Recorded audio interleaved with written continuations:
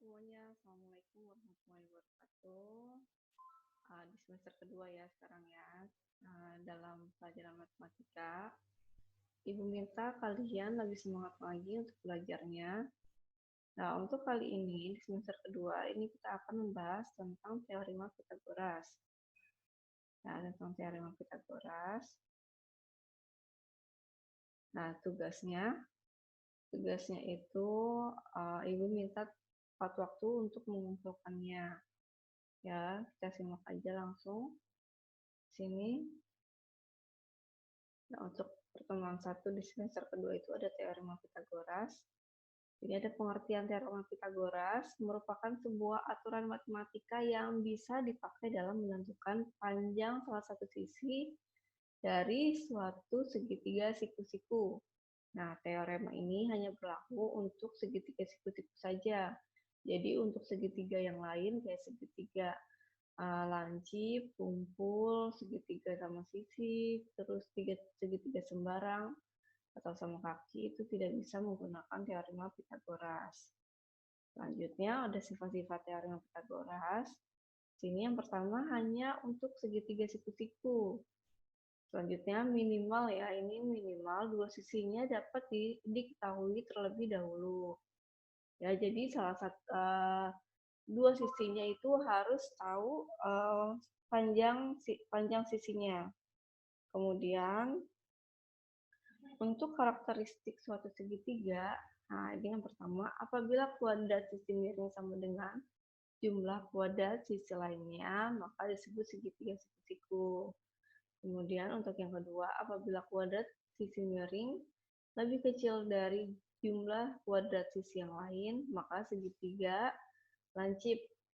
Selanjutnya ada apabila kuadrat sisi miringnya lebih besar dari jumlah kuadrat yang lain, maka disebut segitiga tumpul. Nah, selanjutnya ada mengidentifikasi sebuah segitiga siku-siku. Oke, dilihat di sini.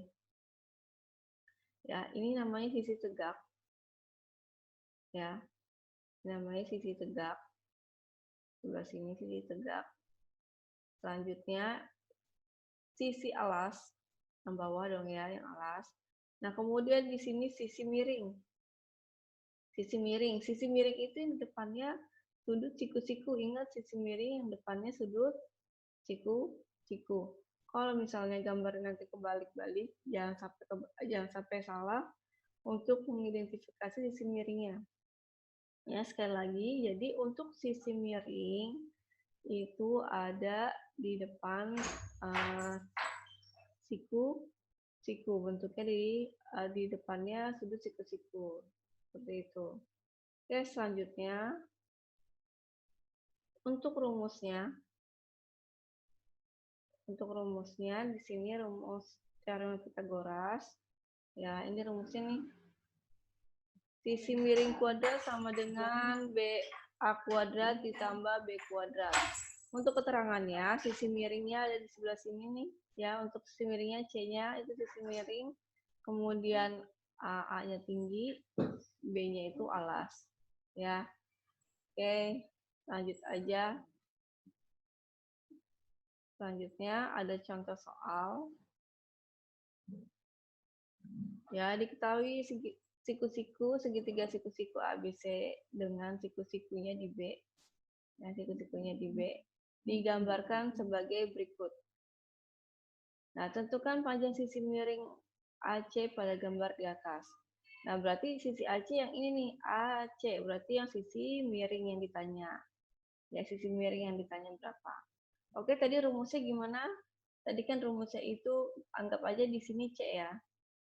Nah, ini ini A boleh, ini B. Ya. Jadi C kuadrat, tadi kan rumusnya C kuadrat sama dengan B kuadrat ditambah A kuadrat. Nah, seperti ini kan ya, ini rumusnya. Oke, langsung aja masuk ke rumusnya. Jadi C kuadrat sama dengan B kuadrat. B kuadrat berarti 6 kuadrat ditambah 8 kuadrat. Jadi sama dengan C kuadratnya, 6 kuadrat itu kan 36, ditambah 8 kuadrat itu 64. Jadi C sama dengan 36 ditambah 64 itu berarti 100. Ya, 100.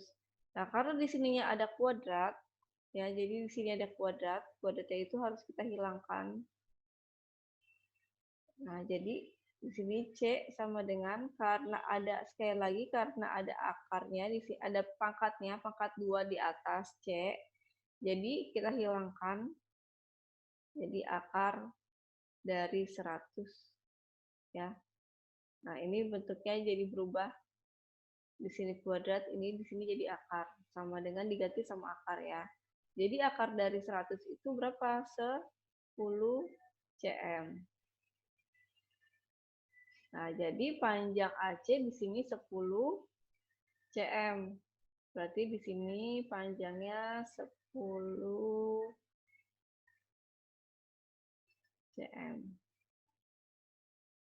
Seperti ini ya. Oke, selanjutnya contoh yang kedua. Ada contoh yang kedua. Suatu segitiga siku-siku KLM dengan siku-siku di L digambarkan seperti di bawah ini. Tentukan panjang KL pada gambar di atas. Nah, ini yang ditanya sisi yang KL. Atau boleh kamu boleh tetap ya di sini ini A, ini C ya, boleh ya. Bebas sih sebenarnya, ini mau yang apa. Oke, misalnya di sini A, ini A ya, ini B, ini C. Oke. C-nya udah tahu ya, A-nya juga udah tahu. Nah, sekarang kita cari panjang yang B. Berarti B kuadrat sama dengan, kalau tadi panjang mencari panjang sisi miringnya itu berarti A ditambah B. Nah, sekarang kebalik. Kalau yang ditanya B, B-nya berarti C dikurang sama yang A. Jangan lupa pakai kuadrat. Ya. Sama juga kalau untuk mencari yang A, itu juga sama. Jadi C-nya C kuadrat dikurang sama yang B kuadrat. Nah, ini seperti ini rumusnya. Ya, jadi kalau yang tambah hanya untuk mencari sisi miring. Kalau sisi alas dan sisi tegaknya itu dikurang sama yang sisi miring. Ya, lanjut lagi. Jadinya B kuadrat. C-nya kan 13 ya. 13 kuadrat dikurang 12 kuadrat.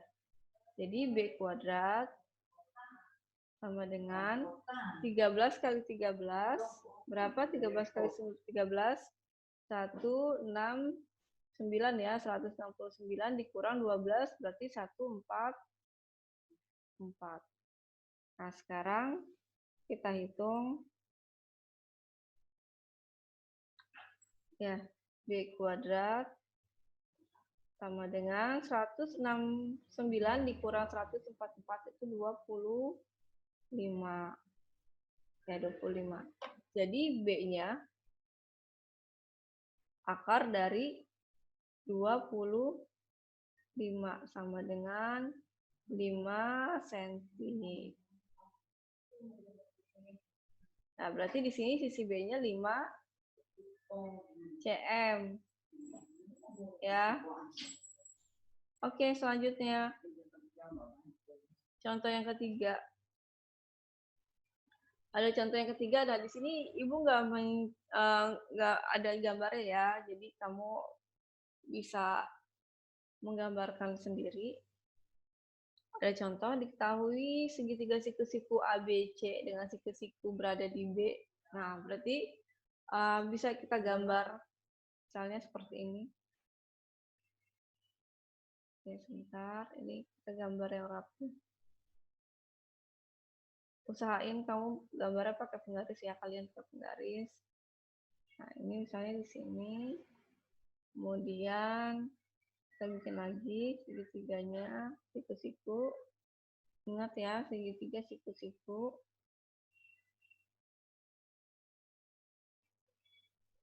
Nah, ini B-nya sekali lagi siku-sikunya ada di B. Berarti ini B.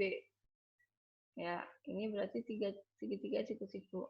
Ini B, A-nya bebas ya. Kamu mau di mana? Ini A misalnya, di sini C-nya. Nah, ini tinggal menentukan sisi apa sudut yang A atau yang sudut yang sama sudut yang C. Selanjutnya di sini ada sisi panjang sisi AB itu 16 cm. Kemudian panjang sisi BC-nya 12 cm. Oh, berarti kita mencari panjang sisi yang miring. Panjang sisi yang miring, panjang AC ya. Oke, panjang AC. Berarti ditambah atau dikurang? Ditambah ya. 12 kuadrat ya. Ditambah 16 kuadrat. Ya, sekali lagi untuk mencari panjang sisi miring itu ditambah. Tapi untuk mencari sisi alas atau sisi tegak dikurang ya. Dikurang. Jadi panjang sisi miringnya dikurang sama sisi yang lain. Oke, kita hitung aja. 12 kali 12 kan 144 ya. Kemudian 16 kali 16 berapa? 2, 5, 6. Ini jangan lupa pakai kuadrat. Banyak AC kuadrat. Selanjutnya AC kuadrat sama dengan 144 ditambah 256. Jadinya 400. Ya. Jadi panjang AC sama dengan akar dari 400 sama dengan 20 cm. Jadi panjangnya di sini 20 cm. Nah, seperti ini. Oke, gimana? Mudah-mudahan kalian paham ya. Oke, silahkan kalian kerjakan soalnya. Di sini ada 4 soal. Ya, tolong langsung dikerjakan, terus kumpulkan. Oke, terima kasih semuanya. Wassalamualaikum warahmatullahi wabarakatuh.